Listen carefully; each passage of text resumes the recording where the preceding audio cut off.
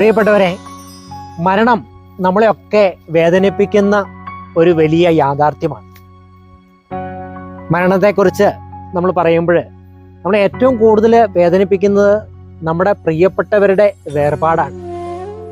നമ്മളെ സ്നേഹിച്ചവര് വേർപെട്ടു പോകുമ്പോൾ നമുക്കുണ്ടാകുന്ന വേദന. പ്രത്യേകിച്ച് നമ്മൾ ഈ നവംബർ മാസത്തിലായിരിക്കുമ്പോൾ മരണത്തെക്കുറിച്ച് നമുക്കൊന്ന് ചിന്തിക്കാം. മരണം നിഴൽ പോലെ നമ്മുടെ കൂടെയുള്ള ഒരു യാഥാർത്ഥ്യമാണ്, സത്യമാണ്. എന്നാൽ ചിലപ്പോൾ അത് അംഗീകരിക്കാൻ നമുക്ക് വളരെ ബുദ്ധിമുട്ടുള്ള ഒരു കാര്യം കൂടിയാണ്.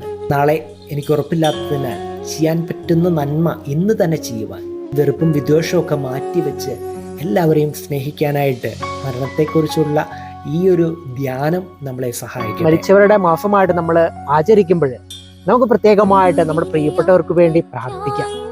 അറിഞ്ഞും അറിയാതെയും വിചാരത്താലും വാക്കാലും പ്രവർത്തിയാലും ഉപേക്ഷയാലും ചെയ്തു പോയ തെറ്റുകൾ ദൈവമേ അവരോട് ക്ഷമിക്കണമേ, അവർക്ക് ആത്മശാന്തി നൽകി അനുഗ്രഹിക്കണമേ എന്ന് നമുക്ക് പ്രത്യേകമായിട്ട് ഈ നവംബർ മാസത്തിൽ പ്രാർത്ഥിക്കാം.